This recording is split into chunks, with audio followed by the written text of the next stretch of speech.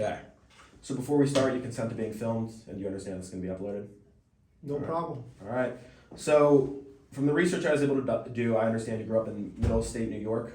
Yep, near Hamilton College. Okay. Vernon Center, New York. Okay. So then what drew you to the Pittsburgh area initially? The job. I started off, I have 5 sisters, 4 of them are public school teachers. I was going to be a public school teacher, and I graduated. There were no teaching jobs in New York. Mm-hmm. I took a job. A guy called me from Gastonia, North Carolina, said, hey, I looked at your grades, I looked at your training, hey, I want to hire you. I'm like, you want to hire me? Don't you want me to come for an interview? He said, no, I'm going to hire you. If I don't like you, you can go home at Thanksgiving, or you can, if you don't like me, you can go home at Thanksgiving. So Anyway, make a long story short, I went to North Carolina. Everything I owned, furthest south I'd ever been is Harrisburg. Sure. Packed everything I owned, 22 years old back then, into a car and drove to North Carolina, took the job. My boss retired down there, great person. He was the greatest boss ever, because I was young and crazy. And he knew we had beaten a team in football that they had never beaten ever. And he knew the guy that left came to Shady Side from Charlotte. He was at Charlotte Country Day.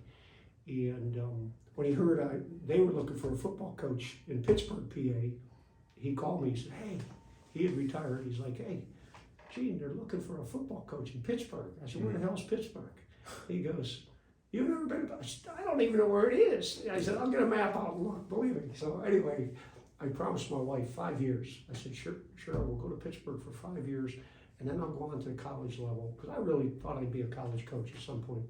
And that's how I got involved in private schools. In North Carolina job, I spent 5 years building a program, having a great time, loved it.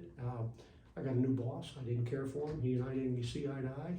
And I was young and crazy and took on the job here in 1982, 27 years old. And it was great. Yeah. I loved, and like I said, I'd be here 5 years, and now it's 41, and you're like, oh, where'd the time go? And my kids have loved it here. My kids grew up here. The school was great. The faculty I knew, as long as they keep the academic focus here as number one, I always feel like we got a real good shot at getting the best kids. We pat ourselves on the back a lot, our teachers, but really, you guys are great. The students here have always been first rate. Out of 41 years, I can think of one kid that was a bad kid. He was not a good kid. But the other, honest to God, the kids have always been. I believe they come with so many good skills, and they're so good kids that we polish them up and put them on their way. But you saw it today on that stage. They got talent. You got talent. Kids all have talent. So it's we take a lot of credit, but and it's good to hold them to high standards of academics. But the kids that come here are really talented, and that's a tribute to the parents and to the kids, really. And the faculty's good too. Don't get me wrong. I'm not trying to shortchange the faculty, but it's the kids here have been outstanding. Still are. So you talked initially you were planning to become a public school teacher. Yeah. What kind of led to that conversion from teacher to coach to now teaching football at Shady Side? Yeah, I started off teaching biology, really? And I would say I maybe was too demanding in the classroom. I don't know. I was tough. I was a tough classroom teacher. I demanded a lot, and I just felt like, you know what, maybe my personality fits more out here where we're outside and things are okay. And I really did at that time have aspirations of going on a college level. And I knew that, I do this and a lot of my good friends that I had gone to college with were moving up through the coaching ranks in the college level. Many of them have, the head coach at Harvard to this day is a good friend of mine, Timmy Murphy, great guy. And so he was at BC DU at the time, and then he went on to Maine, and I took a player up when I first got here in 1985. One of my players, I just said nobody was recruiting him, and I said, hey, Tim, you got to see this kid on film. He's good. And I sent him the film.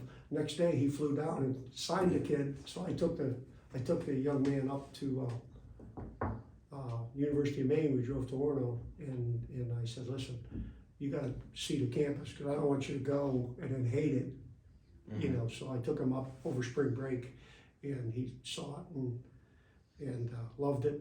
Ended up going there for 4 years. Had a great career, and he's a chiropractor in Mount Lebanon today. So those are the kind of things that made me realize that high school sports, you can really get to know the kids and have fun. And that ultimately made you want to stay versus trying to move through those ranks that you talked about. Yeah. So like we talked about in prep for this interview, I looked through the old yearbook. So the photo that we've been talking about, could you give some insight to the people in this and who they were to you? Well, I'm on the far left here, and then it's Mrs. Mooney. Her name was Diane Baumgartner. When I got here, she was the field hockey and gymnastics. We had gymnastics at the time. You were talking about rifle. We had Mrs. Mooney was the field hockey, gymnastics, and softball coach. Mr. Mooney was one of my assistant football coaches, but he was also the athletic trainer. And then Mr. Grandizio, obviously, he was the athletic director when I got here in 1982. He hired me. He and I actually played for the same college football coach, 10 years apart, but it was at Springfield College in Springfield, Mass, which was really a strong science-oriented school, very strong in the sciences. I think we were like 6 hours from pre-med in our sciences, and I loved science when I was growing up. So then the last one is Mrs. Rinaldi. She was our assistant, but she was the assistant in the athletic department. But so many of the people here, the faculty, they were great. Mr. Miller came the same year, and he, that might have been Mr. Grandizio's first coaching hire, because he hired Mr. Miller to do tennis. Mr. Miller coached tennis here close to 40 years. So, So, and Mr. Navola came the same year. So we all came the same year. So it was fun. And the people there's Mr. Gregory, one of the people they were talking about this morning. And I looked through this, and it's a who's who of math teachers: Mr. Felder, Mrs. Crowland, Dr. Satula, Mr. McCarthy, and the language, Mr. McConnell. I mean, the great cross-country coach from Mr. Azak. You hear them talk with that. I mean, it's amazing, the faculty. You know, there's Doc Sowers, the guy that he was talking about. And, you know, so it's just, the faculty here was so strong. Yeah. It was unbelievable. Yeah. It was, and I admire the administrators of that time period because they gave the faculty a lot of democratic, there was a lot of democratic values, and they would really literally say, okay, this is your decision. And the faculty would argue. I mean, like, doggone argue, and then take a vote and decide that one won, and then you moved on. And it's kind of cool. Yeah. So you were hired here in 1982, and that was 9 years after females began being admitted to Shady Side. So in those early years of your careers, did you feel that women's sports were getting the same emphasis that you saw with the male sports? Just you know, that's a tough call. I would say probably not. Just from a facility standpoint, like when we practiced, the boys varsity and JV basketball would be in the Mellon, the girls varsity basketball would be on one little third, the gymnastics group would be on another third, and my freshman boys basketball would be on the other last little third of a court in Curry. So I would say from a facility standpoint, probably not. Nobody used the football stadium, but the football team, well, it was grass, and you would ruin the field if it was a lousy rainy day. But the field hockey team had to go to the far fields and over on Squaw, well, it's different. I forget what it is now. I can't think of what it is. But, and then the soccer teams were the lower field, but we didn't have a girls' soccer team at the time. that was one of the things when I first became athletic director. My first goal was to make everything equal Yeah. for girls' sports. I can't say as I remember, I think the girls' teams were good and they were fun, but I was really concentrating on my job, which was I was teaching, and at the time teaching health and phys ed, and then coaching football, freshman basketball, and track. I did the pole vault. Yeah. I taught the pole vault and track. So I didn't really look into those other areas until I became athletic director in 1990, and then I made sure that all the practice facilities were equal, that the equipment was equal, that and that was part of our reasoning for joining the WPIL, and was that we could up our female sports. But that was when I first became AD. That was, So it was like it was just weren't really equipped for that at the time. It was, No, that was your next. that's correct. I think we were still, and I think the girls that were here, I want to say the girls that were here were outstanding, tremendous athletes and tremendous students. I mean, it was very competitive to get in here. And I think if you asked them or interviewed them, they'd say, we didn't pay attention to that. We just went and played because we love to play. And so I think it was good. They were great. But yeah, and from the 80s, those girls were tremendous, but I never felt like they got a chance to showcase it. And I didn't feel the boys did either, because we were in that little private school league of four. They had like 4 league games. The girls had like 3 league games. Well, that. Yeah.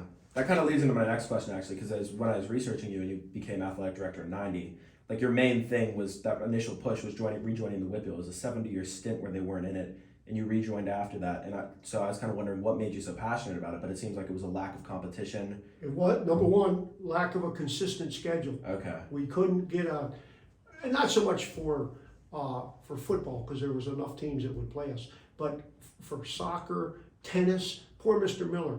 He'd have this great tennis team, and nobody would play him in this area. And if, again, it's kind of like yesterday or today, if Mr. Miller's tennis match got rained out, North Allegheny or Mount Lebanon would cancel, and they wouldn't reschedule because they didn't have to. And they'd have to do their section schedule, which is, again, you have to do all your section schedule in the Whitfield. So it hurt our teams. And it really hurt. I feel like I give Mr. Counts, Dr. Counts, he was a great, he was very good.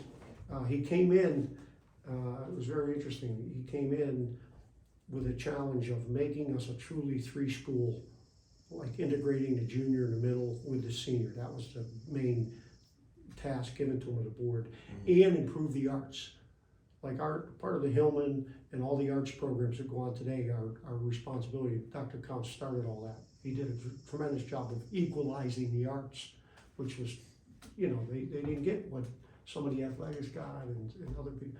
So he did a great job with that, and he doesn't get the credit he deserved for that. But I think the other thing he did as he built those, he really looked at the athletic program and said, okay, how can we improve it? What can we do to help it? And he was the one, he sent out 52 letters, I think, 52 letters to all the private schools in Western Pennsylvania, Eastern Ohio, West Virginia, and in Eastern Pennsylvania, okay? All the private schools, and said, about 52 of them, and sent out a letter and said, listen, let's form a league. Let's do a private school league of all these different good private schools. And he got 2-3 letters back, and the rest of the people said, no, we're not interested, So he said to me, he called me in and said, hey, listen, I want to look at this WPIL. I'm like, really? I said, I think it's a great idea. So we did, and boy, it was great. When we joined in, it took us a lot of research and some hard feelings with alums. They didn't want us to join. And I give Mr. Ellis, Keith Ellis, who's now passed away, but Keith, it's what the science, down in the science area, Keith was instrumental in helping me. We had meetings, we had parent meetings, we had alumni meetings, we had tons of meetings to get everybody's input when we first talked about joining. And Keith was so steady through all those things. And our three big things for joining the Whippy Award: number one, consistency of schedule. We could get a better schedule. Number two, immediately equality for girls' sports in everything. We could join in all of female sports. Because I had started a girls' soccer program, when I became AD, I really wanted to get girls' soccer because I felt, geez, we got to get girls going. We upgraded our cross-country program, and so we tried to add as many girls' sports as we could. Lacrosse was going by that time, but we tried to help out girls' lacrosse. So anyway, it was number one, schedule. Number two, upgrading the girls' programs and getting the girls equality that they deserved, a good league. And number three was our kids would finally be able to go for championships. Yeah. They never winning an IPSL, beating 4 other teams. That's good, but it's not. Doesn't carry the same not weight. like you live in. And I think the fourth thing would be, it allowed us to be part of the Western Pennsylvania community. So suddenly Shady Side's name was in the Western Pennsylvania community instead of going to Michigan and Cleveland and the different spots. So on that same thread of kind of keeping with sports, safety regulations. I was thinking, when I wrote this question, I was particularly thinking about football, but maybe in any other sport that you've seen. How have you seen the safety regulations changing, especially in recent years with more research being done on things like concussions, the long-term effects of that, It's awesome. hydration? It's awesome. The trainers,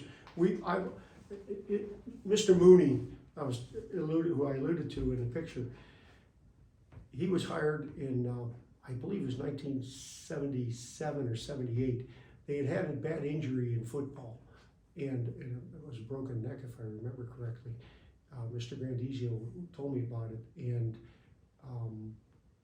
Mr. Mooney, they brought him in as a full-time trainer, and he was tremendous. So our athletic training staff is kept up to date with all that stuff, with proper hydration.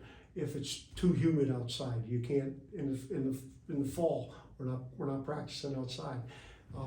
The heat index, body mass, all those things. You have, I don't know, I'm sure they still do that. You weigh yourself after practice or before practice, and then weigh yourself after practice, and you got to gain weight. They keep track of the kids' body mass index.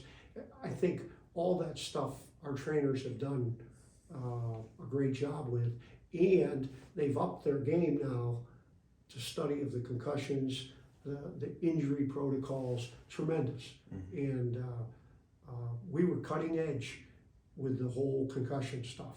Tim, our trainer at the time, Tim Giel, Mr. Giel, he was in on all those UPMs, when UPMC started all that with Mickey Collins. He was in. And Shady Side was one of the first schools to do that and recognize that, the concussion test. So I feel like that's an area, the medical side of things is one area that we've stayed up on, and I think are very progressive. How many schools even had a trainer? Yeah. How many schools even had rehab? Like our trainers, you can give shoulder rehab, ankle rehab, knee rehab. Yeah. And our doctors, I will say this, our school team doctors, Dr. Worrell, Dr. Rattel, Dr. Casey, tremendous. We've I don't know who was Dr. Rattel your team doctor, or I forget who our team doctor is now, but we've been so lucky to have a great team that have handled everything. We were very fortunate to have the medical. I would say the medical side of things, Shady Side's far advanced from the public schools. Mm-hmm. That is the one area. Way down to the middle school, we keep an eye on kids. So I think that's, now, as far as technique goes, I think our coaches, did a great job of staying up with that.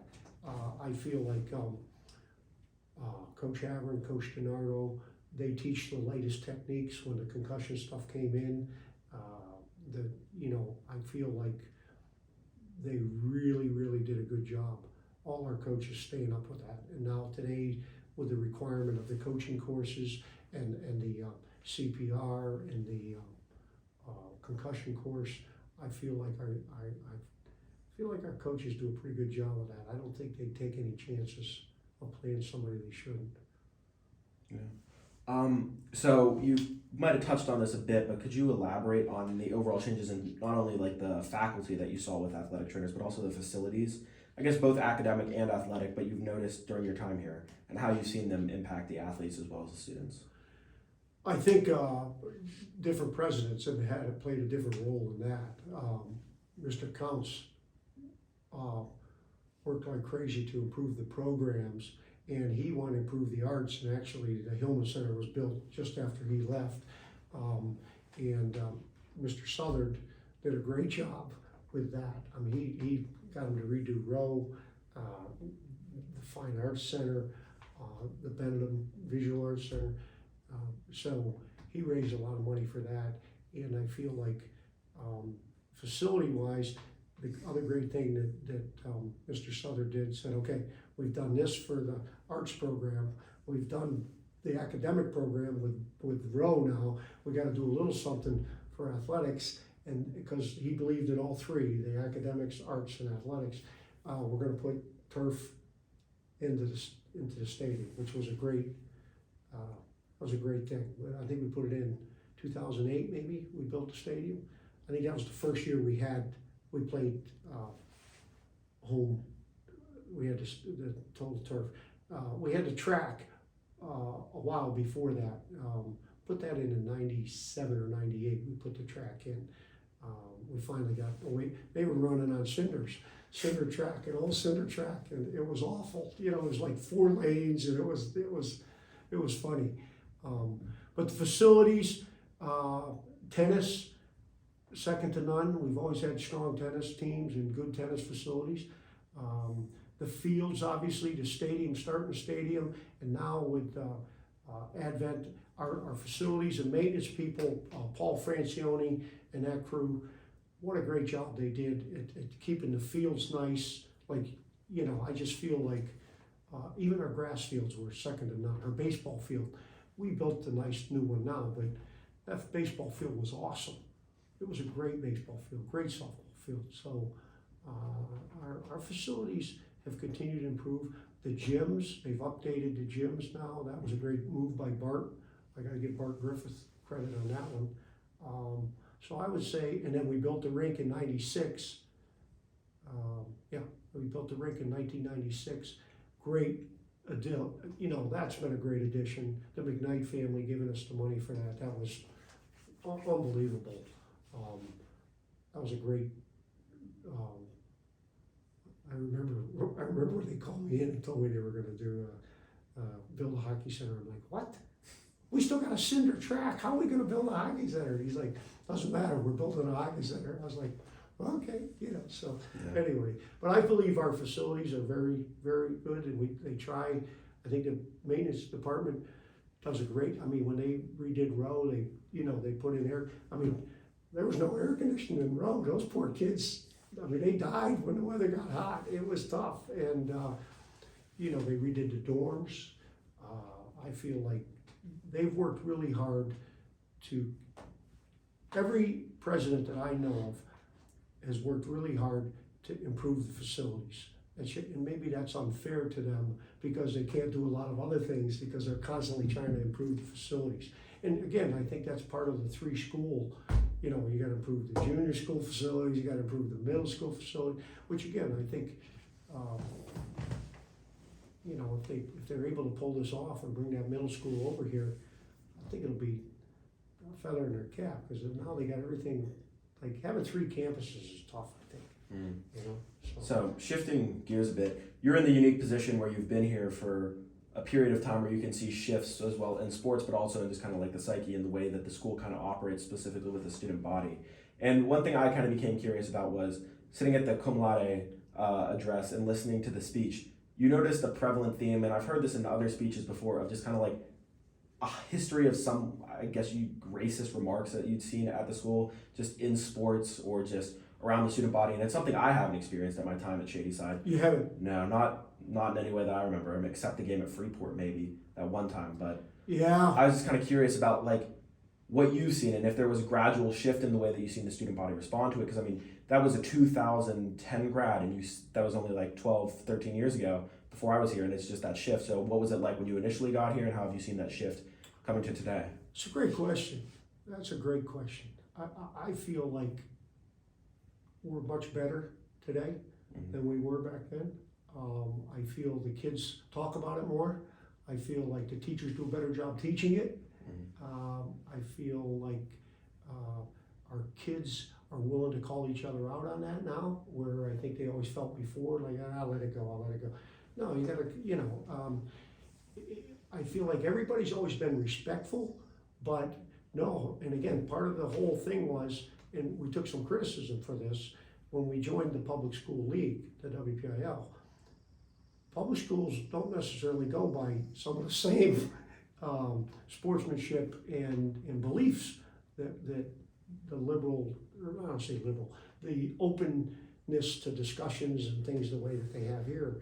And we are really, I give our admissions people a lot of credit. They work really hard to have a diverse, we've always had diversity. Way back to when Mr. Grandizio, when I first got here, we had, you know what I mean? Now, maybe not to the extent we have it today, and I always felt that every student's opinion mattered, and the teachers really believed that. And so I think it was good, but the teams we played, it was tough at times. I mean, I remember traveling to, and I don't want to say it was just up the river here a little bit, but it was awful. I walked in the gym and we had a really good basketball team, and they're running up and down the sideline with a rebel flag. And I just went over to their AD and I said, "Wait a minute, what are you doing? This isn't part of the game.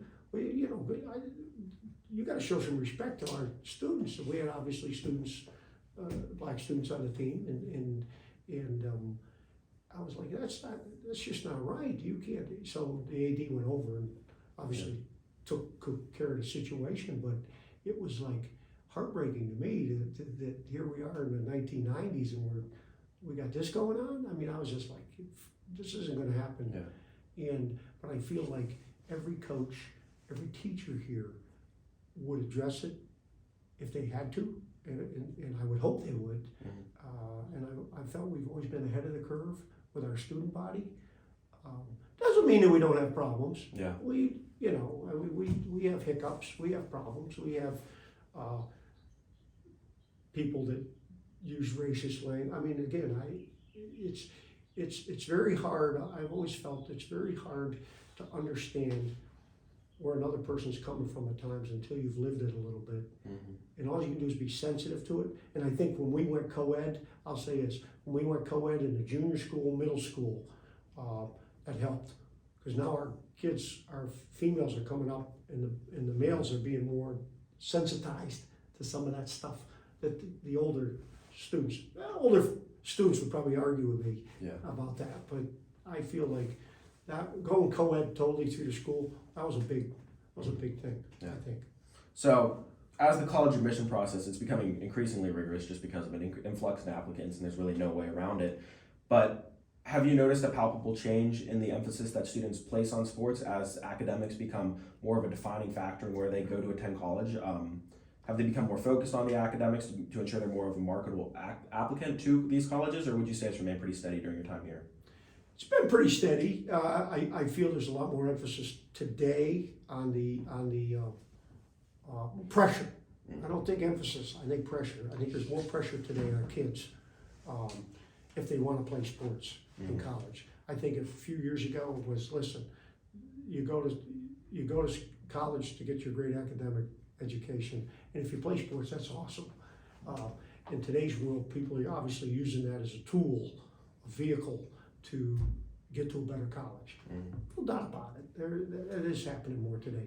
And I think the greatest influence has been the club teams. the outside teams. And I think it's very hard on high school coaches and high school sports today because the emphasis is year-round participation and club teams. I think those two things have hurt high school sports. The idea of what high school sports mean. You played 2 sports, 3 sports. You understand. Concentrating on one sport is going to not allow you to be like when you met those kids from Shaler yesterday, or you were around other kids. I just feel like track is different than football. Yeah. Track is different than basketball, baseball. They're all different, and there's a different group of friends and people that you get interact with.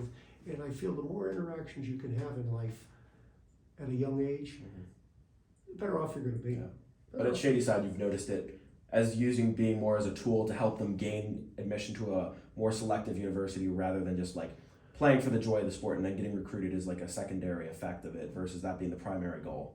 Correct. Okay. I think that has helped so many athletes through here. I mean, I think that's maybe changed a little bit today.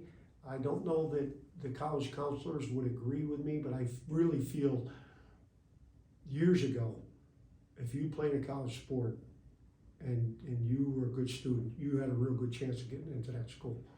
I think maybe that's changed because the amount of applications and people applying to different schools. I feel like kids nowadays apply to a lot of schools, and rightfully so, they have that choice. Yeah, I applied to 21. Well, there you go. Yeah. See, so that kind of answers, it's like, and again, that's not a bad thing. It's just your choice. And I feel like the pressure on you is immense. Yeah. And I don't think it used to be that way quite as much. So, after 31 years as athletic director, we talked about initially, Cap Palmer's record was 35 as athletic 35 years. What made you want to transition out of that role when it was like 4 years? I know. The home stretch. Why not? That is funny. It's funny you say that. I think the pandemic did a little bit of that, and the idea of it's changed. That you're now on call 24/7. You know what I mean? Parents could reach you if you didn't return an email right away. Within 24 hours, everybody wants to know what's going on. You don't like me. I feel like the pressure on the poor coaches, it was getting stronger, and I just felt like, all right, this is time. This is time for me to turn it over. I think it's a very hard job. Yeah. I think athletic directors will not. I think my being number 2 to Cap, I think it'll probably last for a while. At least 30 more years. Yeah, 31 years. He was 35, 31. I think Mr. Jones was 25. Mr. Buren was 11 or 12, and Mr. Grandizio was 8. So we had 5 of us in 100 years. From 1919 to 2019, we had 5 athletic directors at Shady Side. So I got out at the right time. I mean, I believe I did. Yeah. Because the job is harder now. Yeah. And I think it's harder. I think the expectations of the parents, and I viewed it as there was something for everyone in athletics.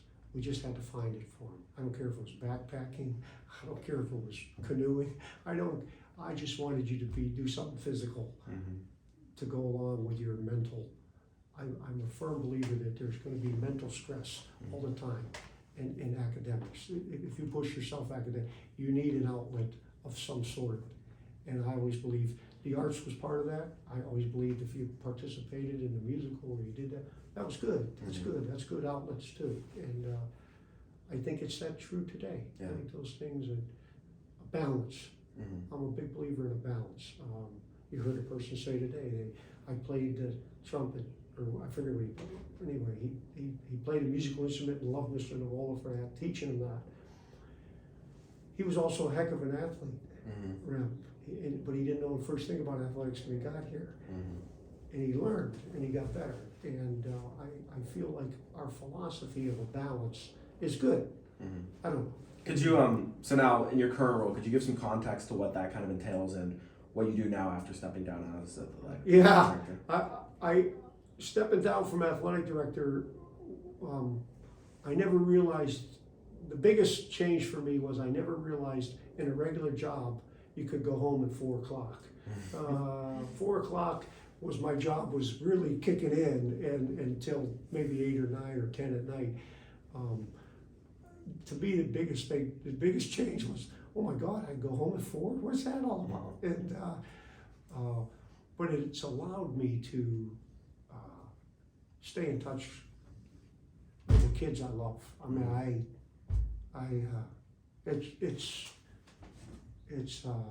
yeah, I get emotional about it because I've always, the whole thing for me at Shady Side's been the kids. Yeah. They're wonderful. And the parents too. I say that to everybody. It's a great place to be. It's a great place to raise your kids. It's a great place to have kids.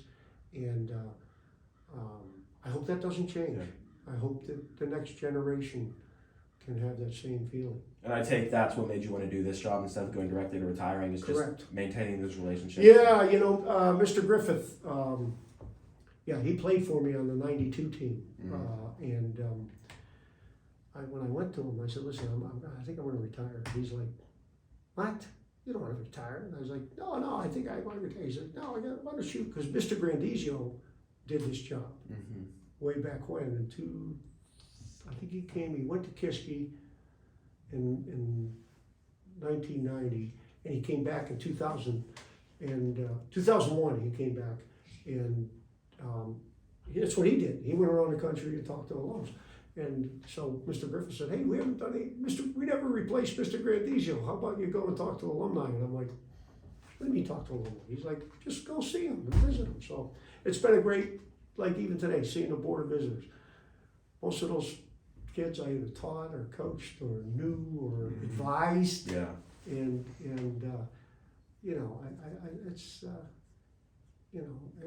it's funny. I think Carrie Hannon had it right. If you can find something you love to do, it's not a job. Yeah. I don't consider this a job either. I consider this just fun. You know what I mean? Like it's a passion.